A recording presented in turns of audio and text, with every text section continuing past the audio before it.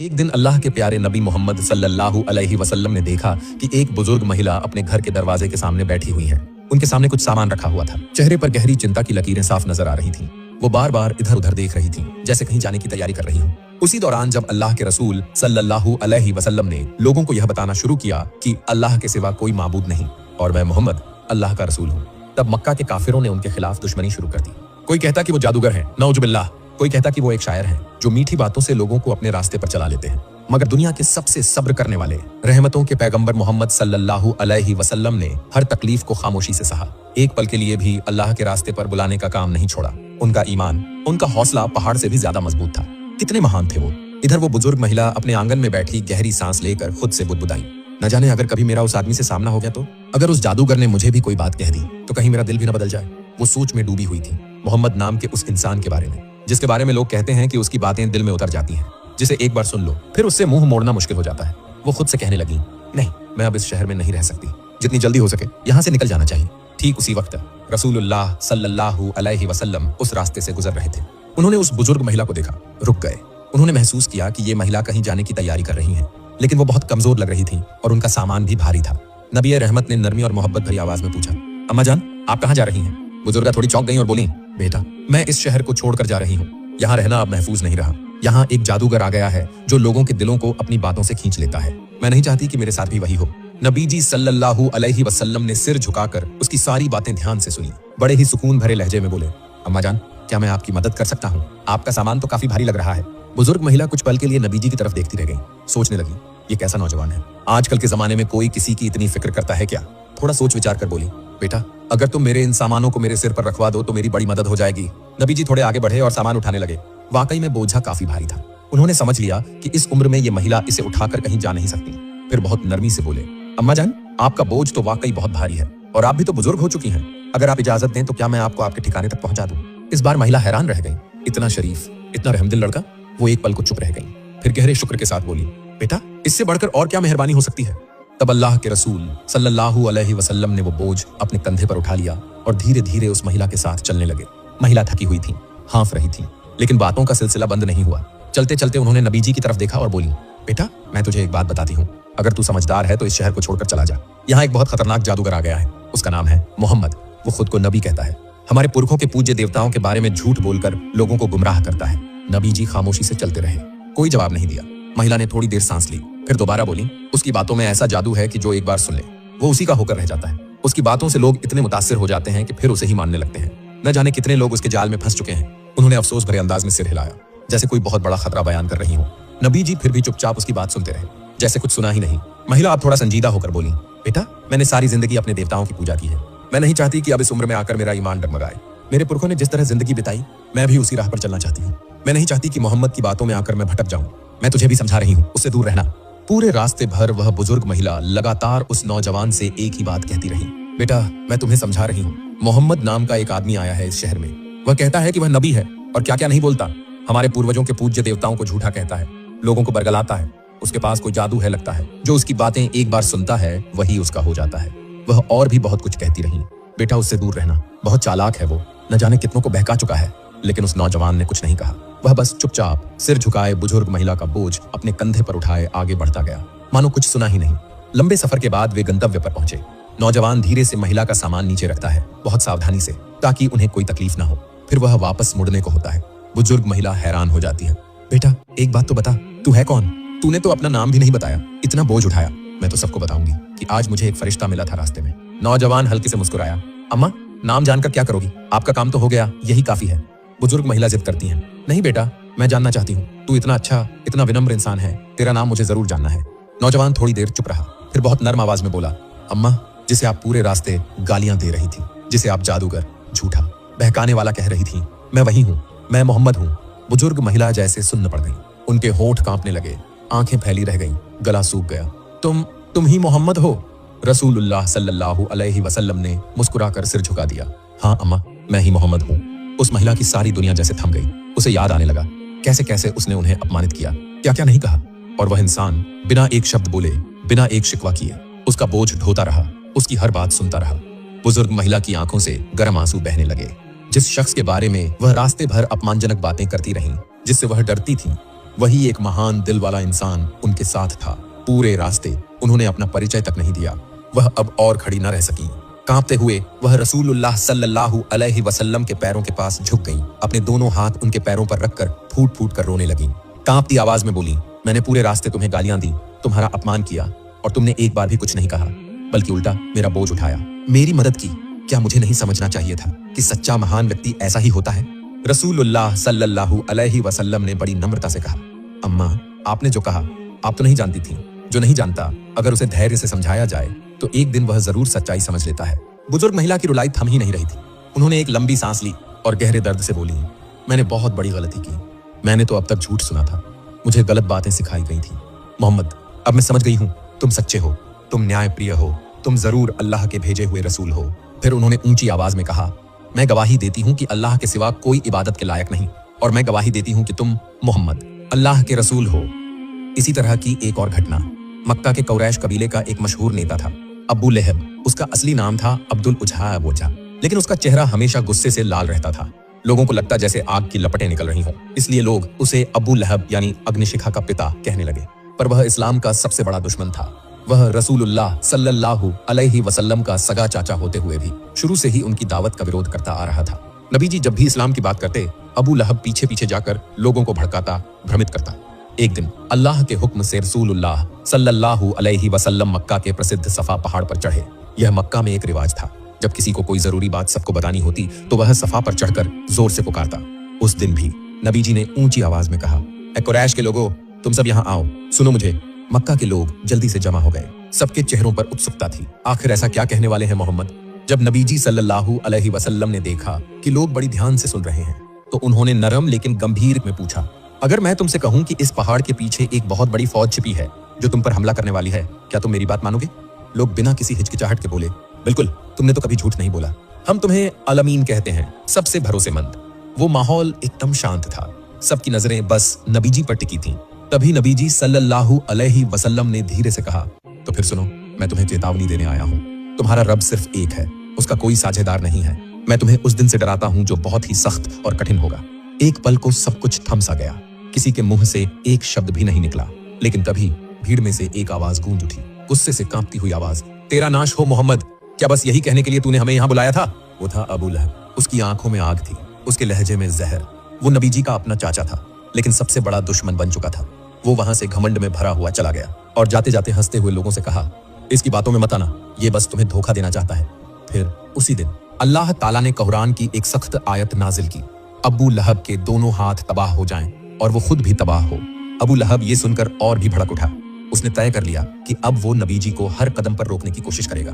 जब नबी जी किसी बाजार में जाकर लोगों को अल्लाह की तरफ बुलाते, अबू लहब उनके पीछे पीछे जाकर कहता, इसकी बात मत सुनो, ये पागल हो गया है, ये मेरा भतीजा है, मैं इसे जानता हूँ, ये झूठा है। जब कभी लोग नबी जी को नमाज पढ़ते देखते, अबू लहब वहां आ जाता और उनका मजाक उड़ाता। वो कहता, देखो इसे, ये कहता है बस एक अल्लाह की इबादत करो, ये चाहता है कि तुम अपने बाप दादाओं का रास्ता छोड़ दो। और अबू लहब अकेला नहीं था, उसकी बीवी उम्मे जमील भी इस्लाम की कट्टर दुश्मन थी। वो अबू सुफियान की बहन थी, एक ताकतवर और ऊंचे खानदान की औरत, लेकिन उसका दिल नफरत से भरा हुआ था। नबी जी सल्लल्लाहु अलैहि वसल्लम जब भी किसी को इस्लाम की तरफ बुलाते, उम्मे जमील तुरंत उस रास्ते में रुकावट डालती। वो सिर्फ अपने शौहर को सपोर्ट नहीं करती थी, बल्कि खुद भी पूरी ताकत से नबी जी और उनके सहाबियों को तकलीफ देने में लगी रहती। वो रात के अंधेरे में चुपके से बाहर निकलती, वो रास्तों पर कांटे बिछा देती, सूखी नुकीली टहनियां रख देती, ताकि जब सुबह नबी जी बाहर निकले तो उनके पाँव में चुभें, खून बहे, उन्हें दर्द हो। लेकिन हमारे प्यारे नबी सल्लल्लाहु अलैहि वसल्लम वो कभी शिकायत नहीं करते थे। वो बस सब्र करते थे, चुपचाप रास्ता साफ करते थे और अल्लाह से दुआ करते थे, ऐ अल्लाह तू हक को कायम कर दे। उम्मे जमील वो सिर्फ कांटे ही नहीं बिछाती थी, उसके मुंह से भी जहर जैसे अल्फाज निकलते थे। जहां भी नबी जी जाते वो पीछे पीछे लोगों को कहती, यह आदमी झूठा है, जादूगर है, अगर इसकी बात सुनोगे तो गुमराह हो जाओगे। फिर जब सूरह अल मसद नाजिल हुई, उसे तो जैसे आग लग गई। एक दिन वो एक बड़ा पत्थर लेकर आए नबी जी को मारने के इरादे से। तब नबी सल्लल्लाहु अलैहि वसल्लम काबा के आंगन में अबू बकर रज़ियल्लाहु ताला अन्हु के साथ बैठे थे। लेकिन अल्लाह की कुदरत देखो, उम्मे जमील नबी जी को देख ही नहीं पाई, बस अबू बकर को देखा और गुस्से में कहा, तुम्हारा वो साथी मोहम्मद कहाँ है? मैं उसे कत्ल कर दूंगी। फिर आया बद्र का दिन। अबू लहब वो खुद लड़ाई में नहीं गया, मक्का में ही छुपा बैठा रहा, खबर का इंतजार कर रहा था। उसे यकीन था कि कुरैश की ताकतवर फौज मुसलमानों को मिटा देगी। लेकिन जब खबर आई, उल्टी खबर, कि मुसलमान जीत गए हैं और कुरैश के बड़े बड़े सरदार मारे गए हैं, अबू जहल भी मारा गया तो अबू लहब सन्न रह गया। उसका चेहरा पीला पड़ गया, उसके जिस्म में कंपन होने लगी। वो यकीन नहीं कर पा रहा था कि मोहम्मद सल्लल्लाहु अलैहि वसल्लम के सिर्फ 313 साथी कुरैश के 1000 मजबूत सिपाहियों को हरा चुके हैं। वो गुस्से में चिल्लाया, ये नामुमकिन है, कुरैश हार नहीं सकते।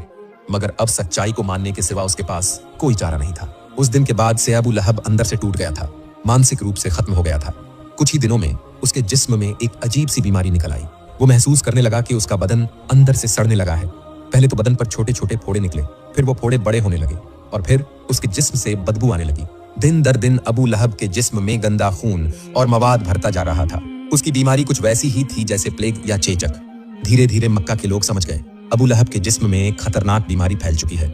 लोग उससे दूर हटने लगे, यहाँ तक कि उसके अपने रिश्तेदार भी पास आने से कतराने लगे। अबू लहब तड़प रहा था, चीख रहा था, कोई मुझे पानी दो, कोई मेरे पास आओ। लेकिन कोई नहीं आया। वो अकेले, बिल्कुल अकेले, लाचार, तड़पता हुआ मौत की तरफ बढ़ता रहा। आखिरकार उसकी मौत हो गई। लेकिन रुकिए, उसकी लाश तक को कोई छूने को तैयार नहीं था। लोग दूर से देख रहे थे, कोई भी उसके पास नहीं गया। किसी ने कहा, इसकी लाश में बीमारी है, अगर छुएंगे तो हम भी मर जाएंगे। यहाँ तक कि उसके अपने घर वाले भी उसे न गुस्ल दिया, न कफन दिया, न कब्र में दफन किया। आखिर में उन्होंने एक लंबी लकड़ी उठाई, उसकी लाश को दूर से धक्का मारकर एक गड्ढे में गिरा दिया और फिर ऊपर से मिट्टी और पत्थर डालकर उसे ढक दिया। एक और दिन की बात है, मक्का की हालत और भी खराब होती जा रही थी। तब नबी सल्लल्लाहु अलैहि वसल्लम ने सोचा, अगर मक्का के लोग हक को नहीं मानते तो शायद कोई और शहर के लोग इस्लाम का पैगाम कबूल कर लेंगे। यही सोचकर उन्होंने ताइफ जाने का फैसला किया। वहां रहते थे बनु सकीफ कबीले के लोग, जो खुद को बड़ा ताकतवर और ऊंची नस्ल वाला मानते थे। नबी जी को उम्मीद थी, अगर ताइफ के सरदार इस्लाम को अपना लें तो शायद यहीं इस्लाम को एक महफूज जगह मिल जाए। सफर शुरू हुआ। नबी जी अकेले नहीं गए थे, साथ थे उनके प्यारे साहबी जैद बिन हारिसा रजी अल्लाह ताला अन्हु। जैद, वो नबी जी से बहुत मोहब्बत करते थे, उनके लिए जान भी कुर्बान कर सकते थे। दोनों ने पैदल चलकर लंबा थकाने वाला सफर तय किया। ताइफ की ओर बढ़ते रहे। सफर मुश्किल था, रास्ता थका देने वाला, लेकिन नबी सल्लल्लाहु अलैहि वसल्लम के दिल में बस एक ही उम्मीद थी, शायद ताइफ के लोग हक को कबूल कर लेंगे। जब नबी जी सल्लल्लाहु अलैहि वसल्लम ताइफ पहुंचे तो सबसे पहले वो शहर के 3 बड़े सरदारों के पास गए, अबू दियालाइल, मसूद और हबीब। नबी जी ने बड़ी नरमी से, मोहब्बत से उनके सामने इस्लाम का पैगाम पेश किया। उन्होंने कहा, अल्लाह एक है, उसका कोई साझी नहीं है, मैं उसका भेजा हुआ रसूल हूँ। अगर तुम हक की राह पकड़ लो तो तुम्हारे लिए इस दुनिया में भी और आखिरत में भी सुकून और कामयाबी है। लेकिन वो सरदार नबी जी की बात सुनते ही हंस पड़े। एक ने ताना मारते हुए कहा, क्या अल्लाह को तुझसे बेहतर कोई नहीं मिला नबी बनाने के लिए? दूसरे ने मजाक उड़ाया, अगर तू वाकई नबी है तो हम तुझसे बात करके अपनी जान खतरे में डाल देंगे, और अगर तू झूठा है तो तुझसे बात करना हमारे वक्त की बर्बादी है। किसी ने भी नबी जी को जरा भी इज्जत नहीं दी, बल्कि उन्हें उपहास, तौहीन और बेइज्जती के साथ शहर से निकाल देने का हुक्म दे दिया। उन्होंने शहर के बदमाश और उचक्के लड़कों को बुलवाया और कहा, इस आदमी को शहर से भगा दो, ऐसे भगाओ कि दोबारा लौटने की हिम्मत भी ना रहे।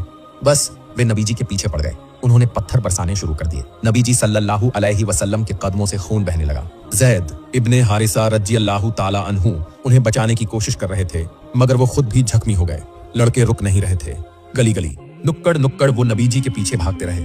नबी जी भागते भागते शहर से बाहर निकल आए, थककर चूर, जिस्म लहूलुहान, कदम कांप रहे थे। तभी उनकी नजर एक बाग पर पड़ी। वो एक पेड़ के नीचे बैठ गए। जैद पास में बैठकर रो रहे थे। या रसूलुल्लाह, उन्होंने आपके साथ इतना बुरा किया, आपने फिर भी कुछ नहीं कहा।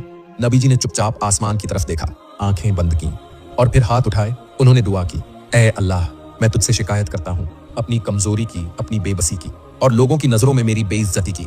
ऐ रहमत वाले अल्लाह, तू ही है सब कमजोरों का रब, क्या तू मुझे दुश्मनों के हवाले कर देगा? लेकिन अगर तू मुझसे नाराज नहीं है तो मुझे इस दर्द की, इस जिल्लत की कोई परवाह नहीं। रसूलुल्लाह सल्लल्लाहु अलैहि वसल्लम जब उस बाग में एक पेड़ की छांव में बैठकर कुछ सुकून पा रहे थे तो उस बाग के मालिक ताइफ के 2 भाई थे, रबिया के बेटे उतबा और शैबा। वो दूर से देख रहे थे कि इस आदमी की क्या हालत हो गई है। उसका बदन जख्मी है, चेहरा थका हुआ है, मगर आंखों में फिर भी कोई शिकवा नहीं। अचानक उनके दिलों में थोड़ी सी रहमत जागी। उन्होंने अपने ईसाई गौलाम को बुलाया। उसका नाम था अद्दास। जब अद्दास उनके सामने आया तो उन्होंने उसके हाथ में अंगूर से भरा एक प्याला दिया और कहा, ये अंगूर लेकर उस आदमी के पास जाओ, देखो वो कुछ खाना चाहता है या नहीं। अद्दास ने सिर हिलाया और वह अंगूर लेकर रसूलुल्लाह सल्लल्लाहु अलैहि वसल्लम के पास पहुंचा। वो सामने बैठ गए। अदब से उन्होंने अंगूरों का प्याला आगे बढ़ाया। रसूलुल्लाह सल्लल्लाहु अलैहि वसल्लम ने प्याले की तरफ देखा, मुस्कुराए और कहा, बिस्मिल्लाह। और जैसे ही उन्होंने पहला अंगूर खाया, अद्दास चौंक गया। उसने हैरानी से पूछा, ये आपने क्या कहा? यहाँ तो कोई ऐसा नहीं कहता। फिर अदब से पूछा, आप कहाँ के रहने वाले हैं? रसूलुल्लाह ने प्यार से मुस्कुराकर पूछा, पहले तुम बताओ, तुम कहाँ से हो, तुम्हारा धर्म क्या है? अद्दास ने नरमी से सिर झुकाया और कहा, मैं मिनवा शहर से हूँ, मजहब से ईसाई हूँ। तब नबी जी ने हल्की सी मुस्कान के साथ फरमाया, अरे हजरत यूनुस अलैहिस्सलाम तो तुम्हारे ही शहर के थे। अद्दास की आंखें खुली की खुली रह गईं। उसने हैरानी से पूछा, आप यूनुस को कैसे जानते हैं? रसूलुल्लाह सल्लल्लाहु अलैहि वसल्लम ने बेहद नरम आवाज में जवाब दिया, वो मेरे भाई थे, वो भी एक नबी थे और मैं भी एक नबी हूँ। जैसे ही रसूलुल्लाह सल्लल्लाहु अलैहि वसल्लम ने वो बात कही, अद्दास की आंखों से आंसू बहने लगे। वो खुद को रोक नहीं सका। वो आगे बढ़कर नबी जी के सामने झुक गया, उनके पांव चूमने लगा, उनके हाथों और माथे पर बोसे देने लगा। दूर से ये सब देख रहे थे उतबा और शैबा। जब अद्दास वापस गया तो उन्होंने हैरानी से पूछा, अद्दास ये क्या कर दिया तुमने? तुम उस अजनबी के इतने करीब कैसे हो गए? अद्दास ने बहुत शांति से मगर यकीन से भरी आवाज में जवाब दिया, मालिक मैंने पूरी दुनिया में इससे बेहतर इंसान नहीं देखा। उन्होंने ऐसी बात कही है जो एक नबी के अलावा और कोई जान ही नहीं सकता। इतना सुनते ही दोनों भाई की आंखें फैल गईं। उन्होंने एक सख्त लहजे में कहा, देखो अद्दास, होश से काम लो, ध्यान रहे ये आदमी तुम्हें तुम्हारे धर्म से दूर न कर दे। तुम्हारा धर्म ही बेहतर है, उसके रास्ते पर मत चलना। अद्दास चुप रहा। उसने आगे कुछ नहीं कहा मगर उसके दिल में वो सच्चाई उतर चुकी थी जो किसी भी गुलामी को नहीं मानती। उसी वक्त जिब्राइल अलैहिस्सलाम तेजी से आए। उन्होंने रसूलुल्लाह को सलाम किया और कहा, ए अल्लाह के रसूल, आप पर अल्लाह का सलाम और रहमत हो। आपके लिए पहाड़ों का फरिश्ता आया है। अगर आप चाहें तो वो इन तायफ वालों को मिटा सकता है। इसके बाद पहाड़ों का फरिश्ता सामने आया। उसने कहा, ए मोहम्मद, अगर आप हुक्म दें तो मैं इन दोनों पहाड़ों को एक कर दूंगा और इन तायफ के लोगों को इसके नीचे पीस कर रख दूंगा। इनका नाम और निशान तक बाकी नहीं रहेगा। सोचिए, अगर नबी जी एक बार इजाजत दे देते तो तायफ पल भर में खाक में मिल जाता। लेकिन नबी रहमत ने फरिश्ते की तरफ देखा और कहा, नहीं, मैं नहीं चाहता कि ये लोग तबाह हों। अगर ये न माने तो शायद इनकी औलादों में से कोई तो होगा जो इस दीन को कबूल करेगा। और यही था आज का किस्सा।